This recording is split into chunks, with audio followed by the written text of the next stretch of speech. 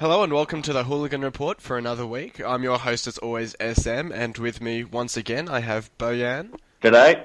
and we also have Cruyff. Hello, I am fantastic. Well, one win closer to winning the title, Mr. Mourinho. Yes, we need 4 points from 4 games. We do it. We win title. Even if final day we win. Now, how's the bus looking? Any damage after the game? But no, bus in condition.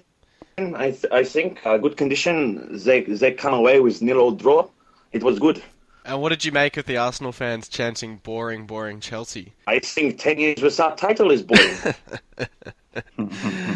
Oh dear. Nah, in all seriousness, I thought it'd be nil or they'd nick it 1-0, and I mean it might not be pretty, but it's effective, and effectiveness wins football games. So good on them for being able to do that and do it with such effectiveness, I guess. Well, they didn't win the football game, I guess, but they'll win the title. But I mean, what I'm saying is though that no. over the course of a season they've gone away to the big sides and defended well, and it's worked pretty much every time.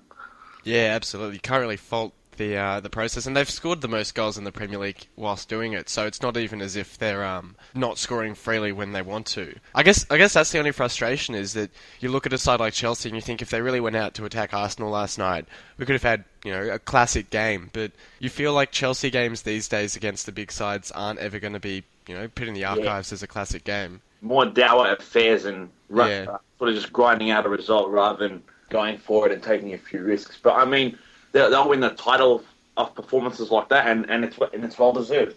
Yeah, absolutely. You can't fault them for that, really. You kind of get the feeling that, if one of those big sides gets an early goal against them, it'd be very interesting to see how they adjusted their tactics, because obviously, once they're a goal down, they'll have to go a bit more attacking. But we haven't really seen that this season. They haven't really gone a goal down from memory. I think in those two Man City 1-1 draws, they scored first in both games. So it'll be interesting to see what they would do. But I guess we'll have to wait till next season. I think that even if that did happen, though, Mourinho has the tactical noose or nous, whatever you want to call it, and he's got the personnel to be flexible and allow his team to push forward when needed and change it up. Oh, for sure. The situation requires. But if they then had to push up, it'd become a much more open game. Oh, definitely. Yeah, I agree. Yeah, so it would be interesting. What were your thoughts, Bojan? Did you catch any of the game? Did you head to bed after the early game? I went to bed at half time of the early game. Bloody tired. But, buying a house. Look, yes, bought a house on Sunday. Had a few drinks, and I was pretty cooked. To be honest, after that, and didn't really enjoy the first half of United Everton. But on the Arsenal Chelsea game, it's kind of ironic. Arsenal fans chanting about boring Chelsea. They must have pretty short memories forgetting the George Graham era. The library. But yes, I must say. I mean, I'm sure.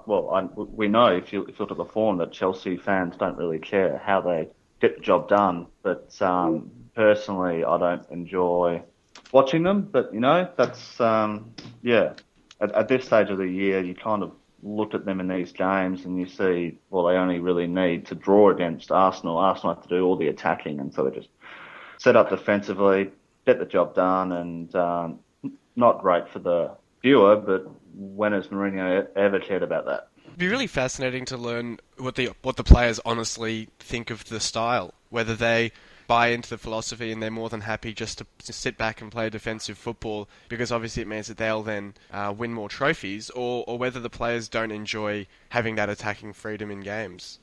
Obviously, I don't think we'd get an honest answer from the players, but... I think... Oh, you go. Well, I think whilst they're winning, they don't care, and they'll just continue to buy into whatever Jose does, and Jose does have a good record of making these kind of flair players, I guess, fall into line. And with Eden Hazard, a slightly underrated change, I guess, over the last couple of years, since Mourinho come back, is he's done a lot more work defensively. So he's gotten those kind of flair players. Hazard used to kind of be, I guess, standing out on the wing, and if he lost the ball, he'd get a little bit, narky, and he wouldn't track back. But now, he basically runs his ass off. What I was going to say, football's about winning, and I think if the players are winning trophies, it doesn't matter how it comes to them. I mean, at the end of the day, they're on the pitch earning hundreds of thousands of pounds a week. Yeah. And, I mean, if they're winning and they get a trophy at the end of the season, I don't think it doesn't matter how they play. That's in my opinion anyway, that as long as they're winning, they'd be happy. But are you guys suggesting perhaps if, hypothetically next season Man United come out, win the title, Man City have a resurgence under a new manager, and Chelsea end up third or fourth, that the players might go a bit off the boil with, Mourinho might lose the dressing room, or do you reckon Mourinho's canny enough to adjust his tactics? I honestly couldn't see that happening. Okay. I know it's a hypothetical, but I can't see Mourinho side, particularly the one he has now, slipping to third. City and United, in my opinion, need a lot of work done, and it'd be naive to think that new players can come in and gel straight away and just make it happen. Whereas Mourinho's been there for a season now, I think, or 2 seasons. 2 seasons, yeah. 2 seasons, and he's got his team playing the way he wants. They all understand each other, so. But I guess what I'm asking, like, you guys are saying that the players can justify it in their minds because they're winning trophies. But if they stopped winning trophies, would that therefore make the players a bit more reluctant or resist Mourinho's game style? I don't know. I think that's a very good question. I would honestly have no idea, and to find that out, you'd actually obviously have to ask them. But I think getting them on the podcast might be a bit of a challenge. Oh yeah, you can get Jose to call them up and get them on, can't you? Oh, maybe. It's fantastic.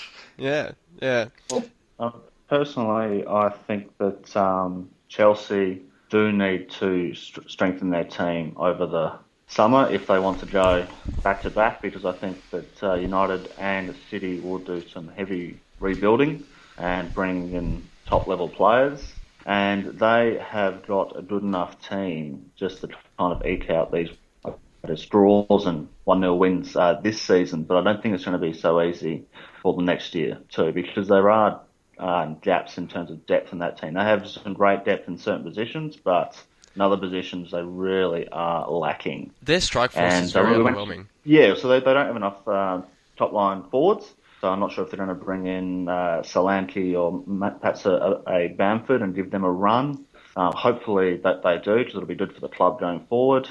And we've mentioned early in the year, if a Hazard or a Fabregas is down or injured, they'd kind of struggle to create anything. So there are areas. I mean, I guess the other thing, I mean, they miss someone like De Bruyne, but Chelsea have I guess, under the financial fair play regulations, they more need to sell to buy than the other clubs in the top 4.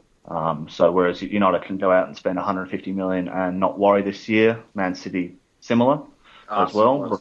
All the need to sell players, Arsenal as well. Whereas Chelsea, I mean, don't get me wrong, their transfer record of the last couple of years has been phenomenal, selling that absolute potato, David Luiz, and then bringing in Cesc Fabregas and Diego Costa. Look, if they can do that again, then they should win the league again. But I'm not sure how many more potatoes they have on their list to sell to PSG. Okay, well, we'll have to see. Yeah, I think Chelsea. I think if they sign another quality backup centre forward in the style of Remy or the ilk of Remy, because Drogba will retire at the end of this season, I think, and I think if they add some more depth and maybe another body in midfield, in the centre of midfield, I think there's no reason why they can't win it again next year. But that's providing that other clubs don't make the signings necessary that they need to do as well.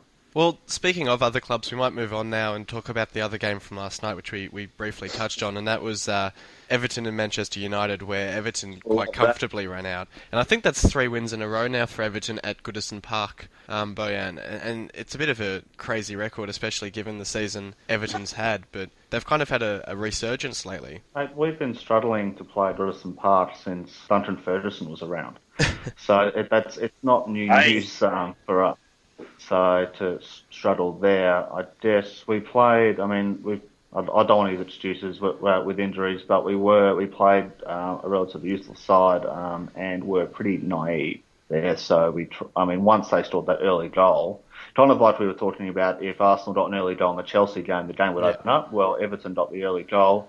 United opened up, and that left plenty of space on the counter attack. So at half time, it was done pretty much. So and it's an area that I can tell you right now, United will definitely strengthen in the off season with a half-fit Van Persie, who's played in under 21 since getting back from injury, and a Falcao, who's obviously a shadow of his former self. We struggle to have players to bring on who can change the game at the moment, which the other teams in the top four have. So that will be addressed in the summer, and we'll be able to, if we lose an early goal, we'll be able to adapt a lot better. And I know that sounds silly because we've got Di Maria on the bench, but I think we all know the way he's played this year. What's happened? Oh, you go. I was going to ask, what's happened to Di Maria? I saw him coming off the bench and I'd almost forgotten about him as a United player, and he's really looked quite patchy, or not even that in the second half of this season. What's really happened to him? Well, all the talk. I've mentioned on previous podcasts about the off-field issues he's had and injuries and that kind of stuff. He hasn't regained his form since the start of the year before he strained his hamstring. But all the indications are that he wants to stay. Whether that's because no one wants to come in and buy him, and he's on a pretty fair whack in terms of his contract, is one thing.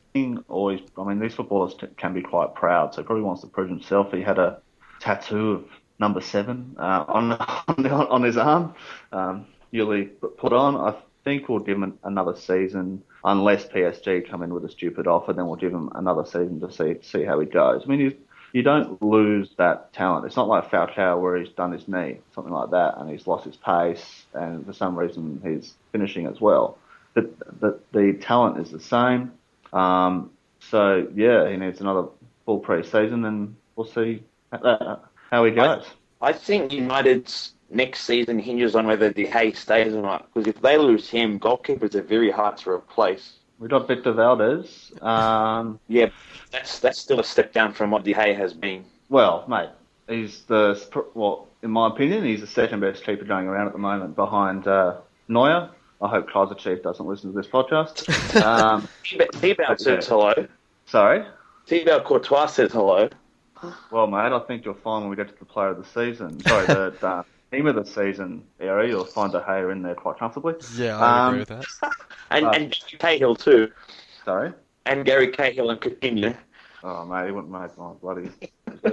I just think, that if De Gea does leave to Madrid, most likely destination if he does go, I think it will dent United progressing forward as much as they want to next season, because that money, obviously you get money for De Gea, let's say 50 million for argument's sake, but then you need to reinvest in the keeper, hope he adapts quickly enough, and then you've got to fill the other areas of your squad that need improving as well.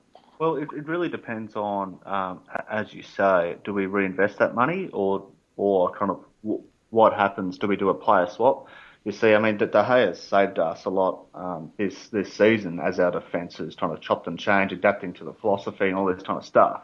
But I know people on the forum will laugh at this, but if we were, say, able to swap him for a Varane, then suddenly the defence gets better, and so there's less shots on goal, there's less need for that excellent keeper. But Valdez is contracted for the whole of next season. They can probably, if they strengthen the defence, then they don't need such a good keeper. In an ideal world, we can do both and keep De Gea and get in a Hummels or a Varane or a Laporte or one of these good central defenders. But look, if De Gea goes and we bring in, say, we give Real 30 million in De Gea for Bale and don't buy a centre half, yeah, we're in trouble. But centre half again, you've got to hope he adapts quickly enough to the pace and physicality. Like, say, maybe Hummels might fit straight in if you buy him for argument's sake. But it's easier said than done to say, we can buy player X and we'll be challenging for the title.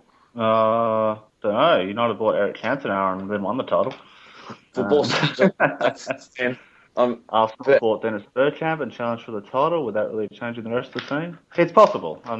If Arsenal strengthen where they need to, like say a DM, maybe a goalkeeper and a centre back, City revamp this, which we know they probably will and have the money to.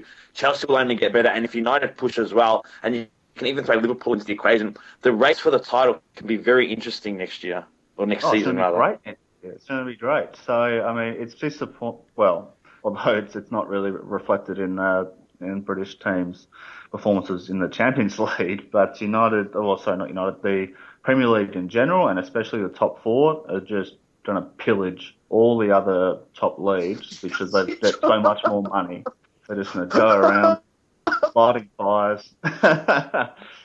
Pillage, outside of Barca and Real and probably Bayern, just start picking off their best players. And when we're talking about, I guess, players adapting to the Premier League, the rumours, I'm not sure, don't but if you bring in a Hummels and a Gundogan at the same time, so Gundogan can play in midfield, play with Hummels, and if you watch Bayern play, a lot of it is Subotic and Hummels playing the ball into Gundogan, who then plays the ball out. So if you bring in these two players who know how to play with each other, that'll probably help that transition. And on the game, I'd really want United to go and get Gundogan because United without Michael Carrick look struggle. I wouldn't say hopeless because we we lost to Chelsea 1-0 despite having a 75% possession. But we don't transition the ball from defence to midfield and to the forwards quickly enough with Daley Blind in there. With Daley Blind moving the ball forward. And the partnership between Herrera and Carrick is fantastic. So we either need Carrick in there as soon as possible, back from injury, but we need to look to the future and buy a Gundogan or a player, not necessarily a holding midfielder, but a player that plays at centre midfield and can come deep and get the ball and then move the ball forward. So United need to look to the future and address that hole pretty soon if they want to contend for the title. I think that's really the position where United need to strengthen the most. Well, they need to find that midfielder, and Gundogan, he's had that spinal issue, and occasionally it flares up. But I think I've been reading a few tweets by a few German journalists like Raphael Honigstein and a few of the other ones, and in his opinion and a few others, £20 million seems to be a great deal for both sides. United get a guy who's come back and he's had a season back from that injury and is playing well, and Dortmund get that £20 million, so roughly €30 million for a guy with, I guess, a injury cloud that might hang over him for the rest of his career. So it could be a good deal for both parties, and he's only got the 1 year left on his contract. It'd be interesting indeed. Memphis to pay? Yes, I am sorry. We'll move on from the top four games, and we'll talk about the relegation battle now. Just more exciting than anything. You guys have had a bit of a talk about the top four. We'll move on and talk about some of the big games over the weekend that involved the relegation battlers, and we had Leicester beating Burnley 1-0, as well as Hull beating Crystal Palace 2-0. What were your thoughts on those games, boys? How great has Leicester's resurgence been? For them to be rooted to the bottom of the table for how many of a month, and they've won 4 on the trot now, and they're 18th. I mean, I think it's great to see if they can pull off the greatest escape. I think that'd be the greatest escape in the history of the Premier League. Can't say anything. Well, as soon as I said that Burnley would stay up and Leicester were locked to go down, I was made to look an absolute fool. And Burnley, Danny Ings needs to sort his shit out pretty soon, because the way he talks to the refs and to his own players, he's a bit of a disgrace and he's a little bit of ahead of himself. He looks like a player that knows he'll be playing for a top 10 team next year. He needs to pull his head in and concentrate on trying to get Burnley out of the relegation. He hasn't scored in about 10 hours or something, has he? I'm not something sure like that. I think I saw a stat before the Leicester game that he hasn't scored in a fair while. I don't think Burnley have scored in a fair while either, actually. I mean, they scored against Man City, courtesy of George Boyd, but that's the last... three weeks ago or something, yeah. I think. But looking at the table now, Burnley bottom with 26 points. Leicester and Sunderland have played one game less than them. So if Sunderland win, they go to 33 points, which stretches Burnley's safety to 5 points because Leicester will drop down. But if Leicester win as well, Burnley are pretty much gone, I think. To be fair, though, Hull, Leicester and Sunderland's games in hand are against Liverpool, Chelsea and Arsenal, respectively. So you can't quite hand them the 3 points, except perhaps, in our case, against Liverpool. Oh. What to do, Nettie? But I mean, I do think the relegation battle will go down to the final day, and I don't think we'll have anyone mathematically relegated. Burnley might be mathematically relegated by the final day, but I wouldn't be surprised if all 3 spots were still up in contention by the final day. Villa are in a bit of strife, so I mean, they're only 2 points clear as well, so... Villa, I think the issue for Villa is they'll do what... They might have the danger of falling into what happened with Wigan 2 years ago and to an extent us last season, where they take their eye off the league to an extent. The players don't want to get injured before the FA Cup final. They're starting to look ahead to that, and that can really affect their form. Well, if Sunderland win the game in hand, which I don't think they will, because you said it was against Arsenal. So that puts them on 33 points, which would put Leicester back to 18th, Hull down to 17th, Villa to 16th, and Sunderland would jump up to 15th. So, I mean, it's unlikely. I hope Sunderland win it. To me, they're just a nothing club. Yeah. They made the League Cup final last year, though. Yeah, but who knew that besides you and... I didn't even know that. It was only SM. But I think, and QPR, I've never been a fan of them at all. And I think Burnley, while they did get some nice results against the bigger sides, I don't think they've offered enough to justify having another season in the Premier League. Apart from being undefeated to Man City, which is brilliant. But no, I mean, if QPR... United on the opening day too, or opening round 2, I think. No, I think they played Chelsea, but they drew with United at the start of the season. But I think if QPR go down, they're in real trouble because the report that was released last week about the wage bills, I think QPR's got the 7th highest in the Premier League. Yeah, they'll lose all the TV rights. Yeah, they could go into administration. They're in real strife if they're relegated. Especially because if they get relegated, they'll be forced to pay the £50 million fine to the Football League, which they're currently exempt from because they're in the Premier League. But it'd be a massive hit to them financially. Yeah, and you can't. You imagine they might get a bit in chance of things like Sandro, maybe Robert Green, Austin. Austin will get them a bit. The sales of those 2 players will cover them, but then that's bad in a way. They need that money to reinvest in the squad. But I mean, I can't see them staying out. They've been dire for most of the season. Without Austin, they've been real strife. Well, absolutely.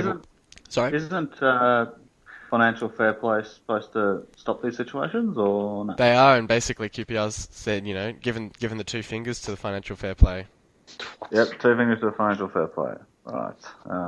It all sounds we've talked about this at length, but it all sounds a bit silly how the larger teams with more spending power get capped, and the smaller teams, I mean, there's no point finding a small like a QPR. I mean, what's the point? You need to kind of help them or deduct points or do some other. Do what happened to Nottingham Forest in the Championship and give them a transfer embargo. Because if you're legitimately trying to protect a club from itself, the only way to do so is to actually stop them from going on spending sprees and actually buying the players. Yeah. But that's great. I don't know if they can sell players either with an embargo. Can they sell players? Because is Barcelona able to sell players at the moment? They're able to buy players. Because they're meant to be under a transfer embargo, aren't they? Yeah, but didn't stop them buying Luis Suarez, and a whole bunch of other players. Yeah. I mean, but just on the relegation thing, do you think Hull are going to be right, SM, or? Well, it's crazy what a win can do to a team's confidence.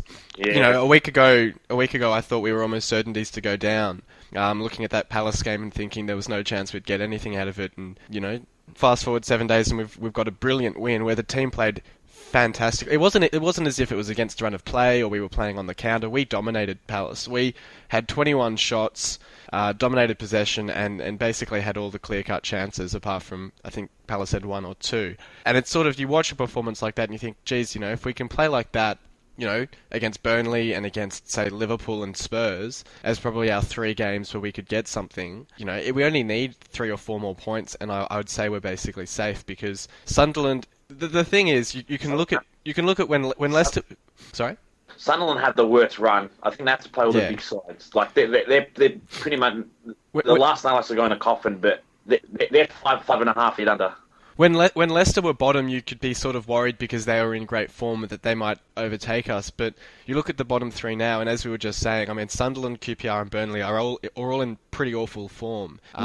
Sunderland struggling to score goals, Burnley struggling to score goals, and QPR can't basically win away from home unless it's against a Sunderland or someone like that, or West Brom. And they've got Arsenal, Chelsea, Southampton still to play, along with Leicester, who suddenly look pretty undefeatable, and Everton. So Sunderland, I'd say, are basically done. And if you look at that and then you think, okay, well, if Sunderland are done, then the next one you have to worry about is QPR, who are suddenly 4 points behind us. And we've got Burnley to play. So if we beat Burnley at home, Burnley have one away win for the season. If we beat Burnley at home, I'd almost call us safe. Yeah, I mean, it's closest drops that I can remember in quite a while in terms of points difference between, say, 15th and 20th. Yeah. Just on us, I did want to give a special mention to Darman Doy because he's been absolutely fantastic since he came in. He's got something like 5 goals in 9 games for us. And, when you go out and buy a striker in January, when you're in a relegation battle, you need them scoring goals pretty quickly. And he's really done that. And I think pretty much every goal he's scored has earned us points. So, as a points to goals tally, he's been absolutely incredible value at 2 million. And if he was, 2 or 3 years younger, then that might have meant that some clubs would come sniffing. But I think because he's 30 years old now, he's probably past... he came to us because he wanted to have a taste of the Premier League, but I think he's a bit past the point where he can sort of take that step up to a bigger club if he wanted it. So probably a bit late in his career, but I'm not complaining from our point of view. How old is he? He's 30. He's just turned 30. Maybe a year or two out of him, and then it can help you push up the table a bit, and obviously gives you a bit more money and you can buy someone else. But yeah, I mean, I hope for your sake Hull stay up. Well, I hope so too. And I mean, after the win against Palace, it all suddenly becomes believable again, achievable. We hadn't won since beating QPR, which is, I think, it was 6 games. So you can sort of lose the faith a bit after 6. We had a couple of draws, a couple of losses, but you could just look at the confidence that the Leicester supporters on the board have now because they've won 4 in a row. They're out of the relegation zone. They're basically believing that they're already safe, and they feel safe, and I feel almost safe as well. And it's just incredible what one win can do. But then you wonder if Leicester lose to Chelsea. Yeah. At the bridge, I think Chelsea will win that game no matter how high morale Leicester is. I think it might bring them back down to earth a bit again, and maybe we might be going down still. But it might. It depends on the manner, I think. If they lose like 2 or 3-0, then maybe it will. But if they lost, say, 2-1 or 3-2 or something, I think they'd still feel pretty confident. And they've got Newcastle next weekend, so I think Chelsea will look to score 2 goals and then just shut up shop. Yeah. That's one isn't a safe enough blunder. I think Mourinho's side that scores 2 and then just defends. I could see a team, no disrespect to Leicester, but a team like Leicester get past the Mourinho defence like that. Sure, but I think the Leicester supporters will see the Chelsea game as a free hit now. If they'd only won, say, 1 or 2 games, then they might have seen the Chelsea game as a game they really needed points out of. But the way they're playing and the amount of points they've now got, I don't think there's as much pressure going into the game. So they sort of just see it as a free hit, and if they get something, they get it. But if not, it shouldn't have too much of a say on whether they stay up. Yeah, definitely will go down to the wire. Yeah, it will go down. I think it will go down to the final day purely because of the fixtures on the final day. I mean, Leicester playing QPR and Burnley playing Villa, who could be feasibly in that bottom 4 bracket. So there could be a lot of permutations on the final day. And Sunderland obviously have Chelsea, but you just have to look at last season to see that Sunderland, when they get in the trouble, can really pull their finger out and start winning games. But I don't think Sunderland have the ability to do that now. I don't even know who their manager is, to be honest. Dick. It's Dick. Yeah, big Dick. Big Dick. He's got to pull his finger out and start getting some wins. I don't think he's won a game yet. Oh, he beat Newcastle. You'd hope he's an advocate of not being relegated. Hope he has the balls to get the job done. God, we're terrible. Yeah. Well, we'll move on from talking about the relegation battle. We might get your thoughts on Player of the Year, Young Player of the Year, and Team of the Year, boys. I deserved who I would have said. Hazard has been a step above the rest and I don't think anyone would disagree with that. He's pretty much the reason why Chelsea are going so well. I mean, they'd be doing well without him, but I mean, he's been probably their key player to spurring them on. And I mean, he's a delight to watch as well. And I don't think anyone would begrudge him of the PFA award. I don't disagree, but I actually had someone else for Player of the Year purely because of significance to the team, and I went with Sanchez because he's transformed Arsenal from top 4 contender to a title contender. I mean, you can't overstate Hazard's influence, and I agree, so I have no issue with him being Player of the Year, but when you look at the players around him, and you've got Costa and Matic and Fabregas all contributing as well. Yeah. Whereas Sanchez is he's come in and he's lifted all the other Arsenal players to a new level. Yeah. And I'm great that he's on our books. It's great that he's on our books, but I mean, Sanchez unlucky probably, but I mean, you can't fault Hazard for taking out the gong, and Kane well deserved as well for Young Player of the Year. Young Player of the Year, yeah. I think we're all agreed on Kane for Young Player of the Year. Young and not in their mid-20s. Bojan? Well, for me, I've gone a little bit different to you guys. So, the player that I've enjoyed watching the most this year, and he's turned, his team from title challengers to mid-table mediocrity, is Steven Gerrard. Steven Gerrard. Steven Gerrard, Player of the Year. Yep, he's dragged Liverpool back towards mid-table mediocrity in the Europa League. Had a fantastic season to watch. And for Young Player of the Year, and getting a little bit more serious, I guess I had a top 3 of Harry Kane, David De Gea, and Coquelin from Arsenal. I think he's had a fantastic year and really filled a gap which has been glaring. Coquelin. Oh, defensive midfielder, mate. Like the police officer that Henri calls him, Coquelin only came back in November, so I guess that maybe eliminated him a bit as well.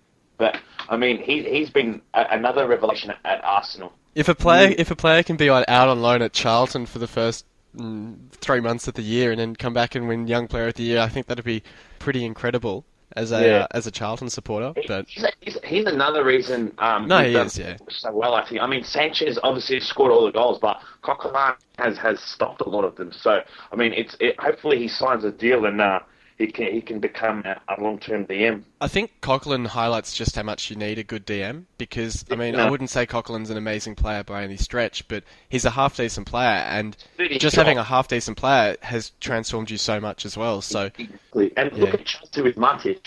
Yeah. I mean, DM is a very understated role, and generally teams without one do struggle, and you need a big body, not a big body, but you need a strong body with physical presence in midfield to break up attacks and oncoming plays. So, I mean, it's what we've been missing for years, and it's great to see that out of luck by injuries from other players, it finally got addressed. Yeah, absolutely. On to Team of the Year, and who are your thoughts for Team of the Year? I'll start with Bojan. Okay, Team of the Year. I've gone for a 3-4-3 formation. Yep. Which is no bloody way Gary Cahill's getting into my Team of the Year. Whatever for? De Gea in goal, Klein, Terry, and Azpilicueta. Okay. And in midfield, Eden Hazard, Nemanja Matic, Fabregas, and David Silva. So not bad there. And up front, Harry Kane, Sergio Aguero, and Alexis Sanchez, with Costa a bit stiff, but I don't think he stood out as much as the 3 I just mentioned. I think Quinn got shafted, really. He's the top goal scorer, and it seems players, I think Kiza mentioned it, or Moomba, players just don't seem to like him. Yeah, I can't quite understand it, because but for mine, he's been the best striker in the league since he turned up in England, so the fact that he hasn't got that kind of recognition is quite bizarre. Maybe the players have this perception because, I guess, everyone has this perception that he's quite injury prone, but he's actually, I think Moomba posted that he might have even played more games than Harry Kane and Diego Costa this year, and scored more goals, more assists, and still somehow hasn't got in Team of the Year. Yeah, I mean, it's very, very, very stiff, but I mean, you can't really fit all of them in unless you do a 4-3-3, and I don't think that's the way English things work. It's just a 4-4-2, and then they try and make it work, but very, very stiff. Well, they tried to make it work, and they put in Spuds, so I'd rather change the formation of a half-decent side. What was your thoughts, Cruyff? I'd have Simon Mignolet, Oh, Emre Can. yeah. And also, I'd have De Gea is the right choice. Courtois stiff. Klein at right fullback. Yep. Font and Terry in the middle. Yep. Aspie on the left. Bertrand unlucky. Matic in the middle with either you can have Fabregas, Silva. Cazorla's done well. Ozil's done well. I mean, it's a take a pick for the number 10. It doesn't really matter. Sanchez and Hazard on the wing. Yep. And on the wings, and I'd go Kane and Aguero up front purely because I like Aguero more than Costa. Yeah, our teams are identical except I have Bertrand over Aspie, and then Matic at defensive mid, Silva attacking mid, and Sanchez Hazard on the wings. But Yeah, very similar team, yeah. With the number 10, he does like Silva gets undersold as well. I mean, he's consistent, but he sort of just goes about his business, and no one sort of talks about it. Fabregas. I mean, he's got 16 assists for the season. Yes, he's had a quiet second half, but you can't have 16 assists and just sort of gloss over it, sort of thing. And Coutinho, no business there, in my opinion. And I thought Cazorla done well too. Maybe that's a bit of bias, but I mean, Cazorla's had a good season. He's done really well for the most part. So I mean, the number 10 role it's pick or choose really, but Silva, Fabregas, doesn't matter which one, and then Kane and Aguero up front just because I like Aguero more than Costa. If Giroud had stayed injury-free, it would have been quite an interesting discussion because he's obviously scoring at quite a good rate. I mean, he missed, 3 months, and I think he's the 4th top scorer in the league or something. Yeah. So, I mean, I guess, but strikers is a bit different, but, I mean... He would have been. It would have been interesting if he'd been in great form had he not got injured. But I mean, the Kane, Aguero, and Costa. One's going to be unlucky if you're playing two up top, and it pick or choose. It doesn't matter. You're still gonna. It's still a good side. Fair enough. And then I don't know if you guys have given it much thought, but one further question I wanted to ask you is, who do you guys think was the most important player to their team? Which player has had the most impact on their team getting results? Charlie Austin, yeah, would be one of them. I'd say Sanchez as well. Coquelin, as Bojan mentioned. I mean, but Austin is sort of one that sticks out because without him, who's going to score QPR's goals? I think he scored something like 2/3 of their goals, or some huge percentage of their goals. Yeah, I mean, I think Austin's definitely someone that deserves to be in that conversation. But if you're looking outside the big sides, but I mean, De Gea is another. Yeah. Yeah, that's a fair point as well. So I'd say probably Hazard, Sanchez, De Gea. You could say Bertrand from Southampton, maybe. Schneiderlin. What was I saying? And Austin, I guess. I mean, they're ones that, and maybe Coquelin to a lesser extent. But I mean, Eriksen for Spurs did and Kane can't be forgotten either. What about Dejan Lovren and Steven Gerrard? I think they've been pretty crucial in Liverpool's results this season. Yeah, I mean, Austin is one that I think slips a bit under because he plays for QPR, but I don't think he'd look out of place in that answer. No, I was having a discussion last night about who's had the better career, Steven Gerrard or Roy Keane, and the comment was made, well, Gerrard hasn't ended enough people's careers, and I said, what are you talking about? He's ended his own, and he's probably going to end Brendan Rodgers as well. So he's a. You should post that in a thread because I didn't want to do this, but you should post that in a thread. That will rack up a ton of likes. Yeah. That's an interesting question, though. I mean, they're different players, but I don't think you could split them, to be honest. Yeah, they've had very King won more titles, I think, but I mean, who do you think? Steven Gerrard hasn't won a big title. I apologise, United fan. I apologise, but it's hard to split. But at the end of I'd take Lampard over Gerrard anyway. So yeah, that was the other side of that question. And I think Lampard's shown that he can still play at a higher level later in his career, and I think that's got to give him the edge over Gerrard in that discussion. Definitely, and I mean he had 5 seasons. I was reading an article last night. He had 5 seasons where he scored 20 goals or more. Yeah, as a midfielder, that's pretty incredible. Oh. Yeah. Bojan, who are your thoughts for most important player? Did you have anyone to add, or Cruyff sort of covered them all?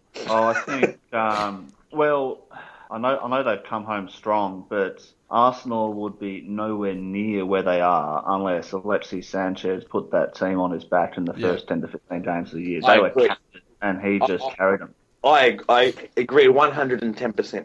Yeah. I don't think that was a signing we needed, a big money signing, and I think it lifted the dressing room as well. He's made everyone else play better, and I think it's definitely showed over the season, obviously. Yeah.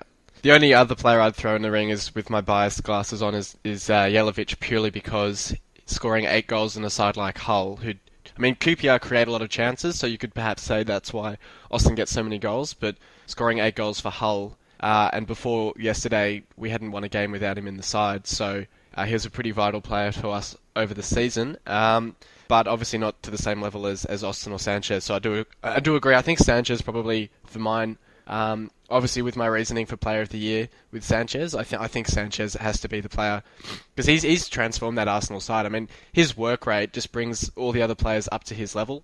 He kind of demands that they get that sort of same work rate going.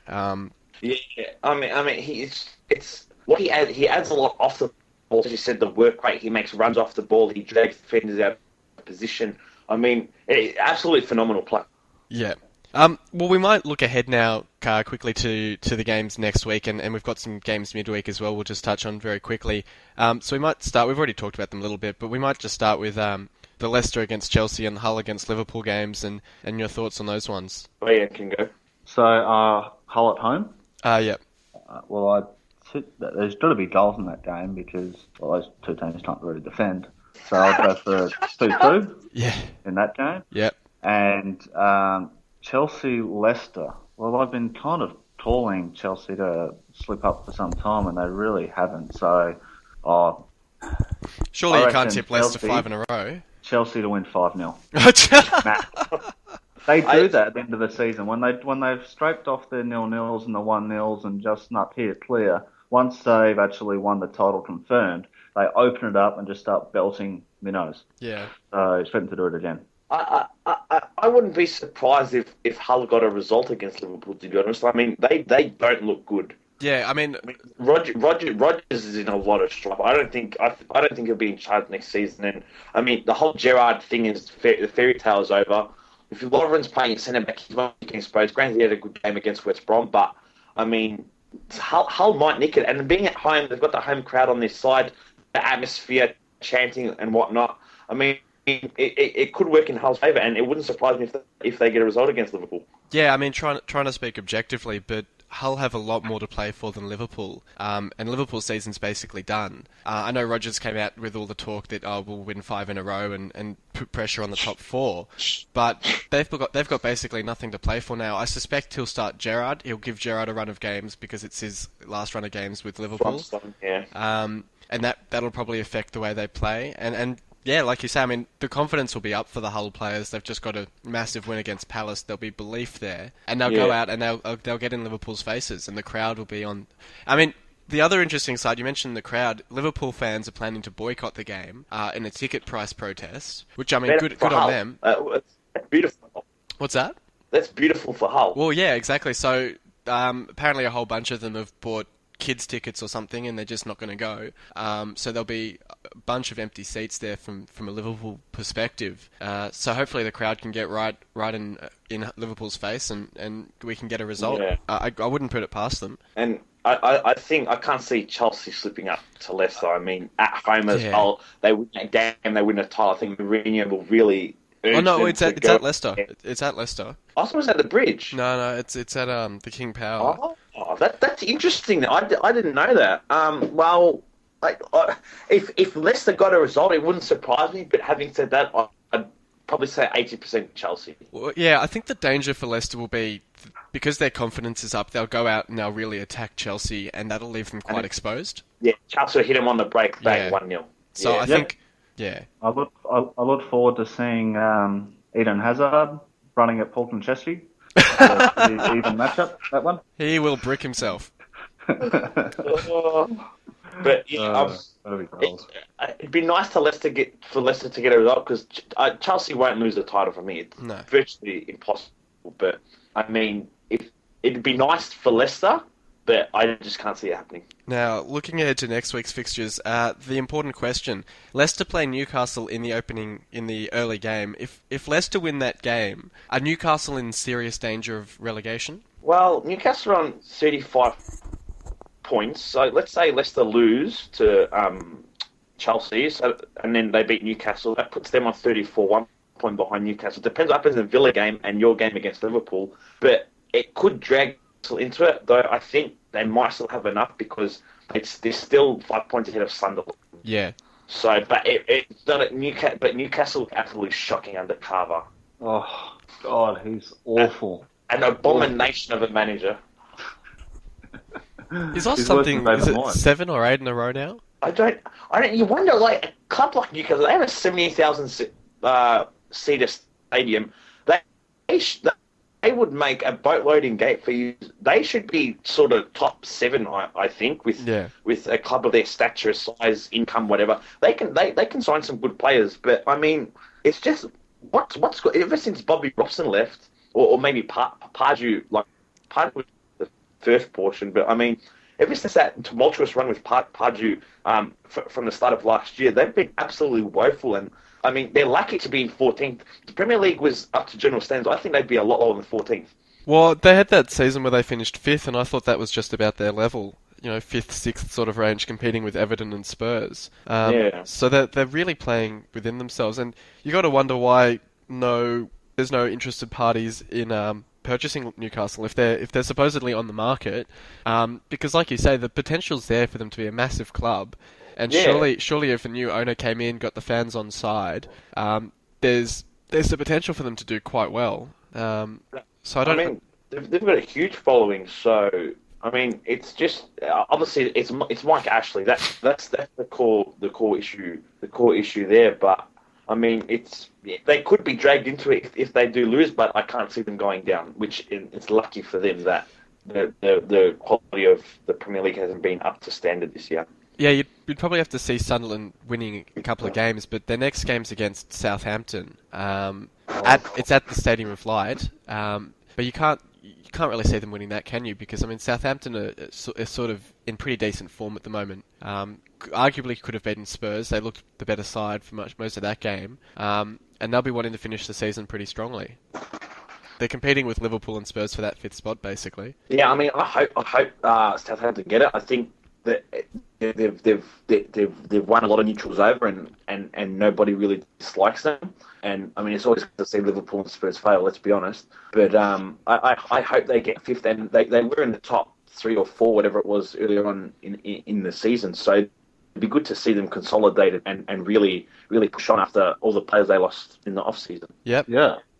Do you think the Southampton players will turn down moves to Liverpool this year? Well, isn't Klein basically linked to a move to Arsenal? Was it Arsenal or United? United, sorry. Yeah. Lock that in, Eddie.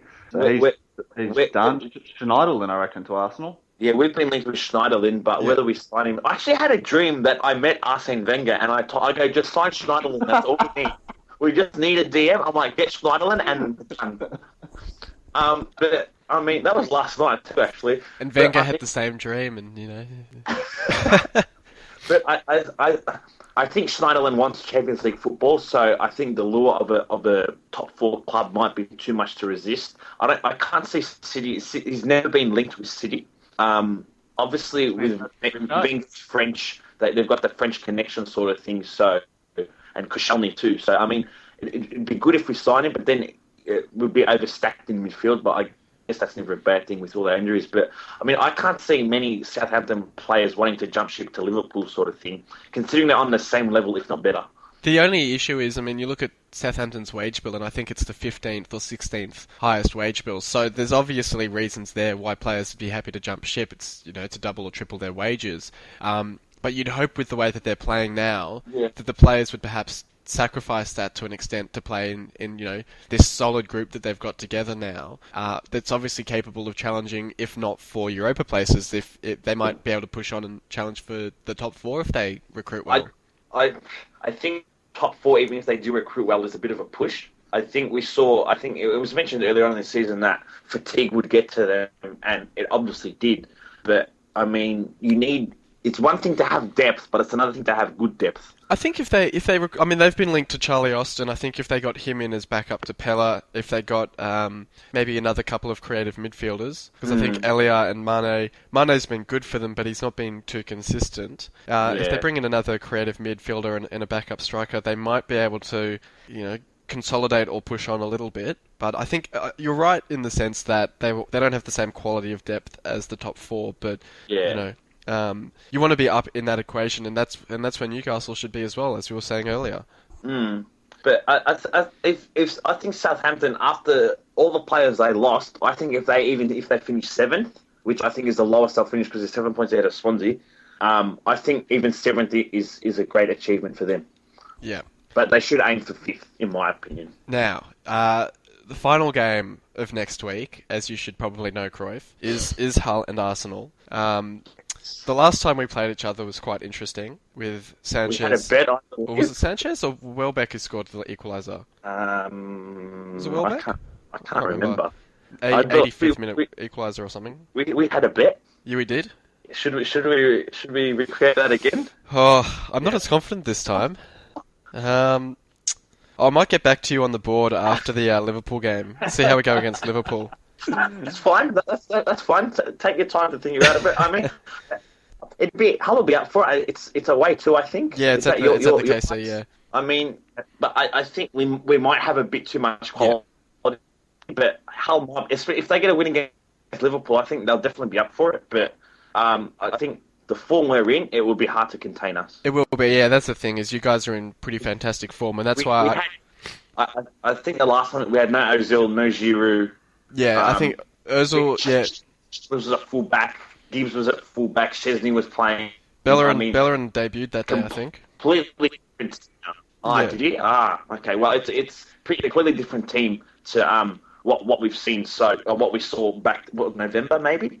So I think at the KC it gives you a bit of a chance, but I'd be disappointed if we didn't win. No, I agree. I mean, I can see us getting something against Liverpool or Spurs, but I think Arsenal and even Man United are probably a bit too far beyond us. Yeah. I'd be interested to hear what Bojan thinks about our match. FA Cup final rematch? Yeah. He said it, not me. Completely slipped my mind. I hope it's a close game, but even Arsenal's form, I think they might rip off your head and shit down your neck. So absolute flogging. I mean, I think the danger is that we could go into it and sit back and hope for a draw, and that will just invite Arsenal on. I can see it just being. I mean, our games either seem to be 2-0 or 2-2 lately. Against a side like Hull, I think we have the quality to unlock the defence. No disrespect, but. Yeah. No, that's what. Yeah, I agree. Yeah, we're experts at defending and whatnot, but Hull try to do that. It's not gonna. It might work for say 40 or 50 minutes, but eventually, I think we'd have enough quality to get through and break the deadlock. No, I agree. I think that's been our big downfall this season is relying too much on our defence being capable of keeping sides out, and we've let in a lot of late goals as a result. And I think the danger is, if we sit back against Arsenal, we don't have the pace in defence to deal with Sanchez and Welbeck and those sorts of players if Welbeck plays. So it's much better, I think, to try and get on the front foot. And being at home, maybe we'll do that, but I'm not too sure. So it'll be an interesting one, but I'd be surprised if we got something out of it. Yeah. Yeah. Anyway, any final thoughts from you boys? It's fantastic. And a special one. Title done, top 4 done. I guess relegation race to look at. Title charge is my closing comment. Title charge. Title charge. Till next year, Louis. Oh well. Thanks for joining me, boys. Thank you. No worries. Mate. And thanks to everyone for listening in. Until next week, we'll see you on the forum.